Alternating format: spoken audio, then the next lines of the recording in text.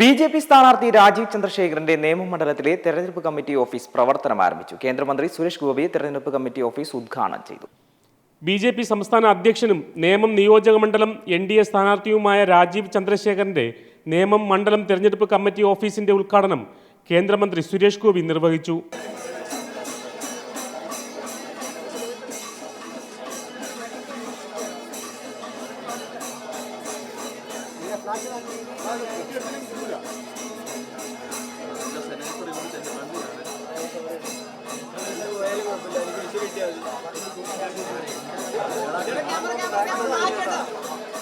തിരുവനന്തപുരത്തിന്റെ വികസന സ്വപ്നം യാഥാർത്ഥ്യമാക്കിയ ശേഷമേ താൻ തിരുവനന്തപുരം വിടുകയുള്ളൂവെന്നും പുതിയൊരു വ്യക്തി എന്ന നിലയിൽ ഏറ്റവും കൂടുതൽ സ്നേഹവും പിന്തുണയും തന്നത് നേമം മണ്ഡലമാണെന്നും സ്ഥാനാർത്ഥി കൂടിയായ രാജീവ് ചന്ദ്രശേഖർ വ്യക്തമാക്കി.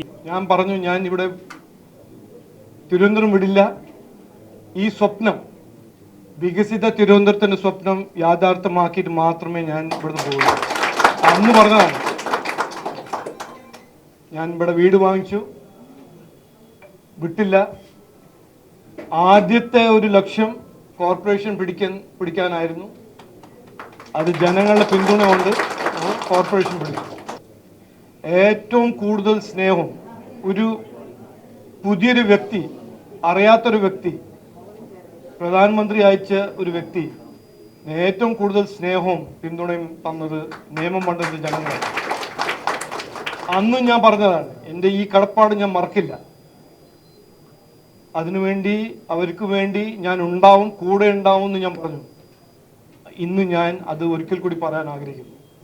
അതേസമയം തുരുമ്പെടുത്ത് ദ്രവിച്ച താക്കോലുമായി ഒരു മനുഷ്യൻ നേമം നിയോജക മണ്ഡലത്തിൽ തെക്കോട്ടും വടക്കോട്ടും നടക്കുകയാണെന്നും ഇനി ആ ഇരട്ടത്താഴ് തുറക്കാൻ കഴിയില്ല എന്നുമാണ് പറഞ്ഞത്.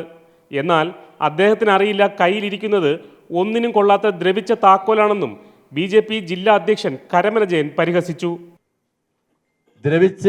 തുരുമ്പെടുത്ത് ദ്രവിച്ച പൂട്ടുമായി, തുരുമ്പെടുത്ത് ദ്രവിച്ച താക്കോലുമായി ഒരു മനുഷ്യൻ നിയമനിയോജക മണ്ഡലത്തിൽ അങ്ങോട്ടും തെക്കോട്ടും വടക്കോട്ടും നടക്കുന്നുണ്ട്.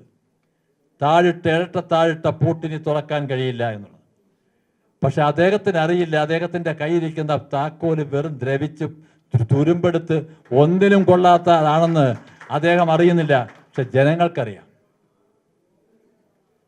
അദ്ദേഹം ഒരു അബദ്ധം നമുക്ക് 2021 ഇവിടുത്തെ ജനങ്ങൾക്കുണ്ടായി.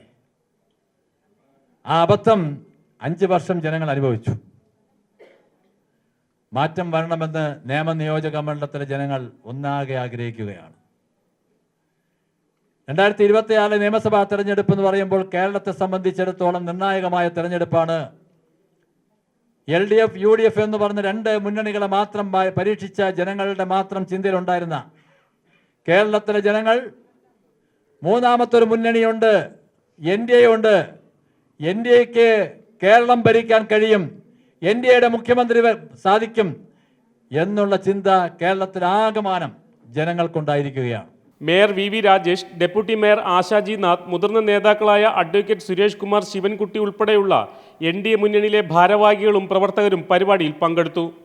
ചന്ദ്രൻ നായരനാട്, M5 ന്യൂസ്, തിരുവനന്തപുരം.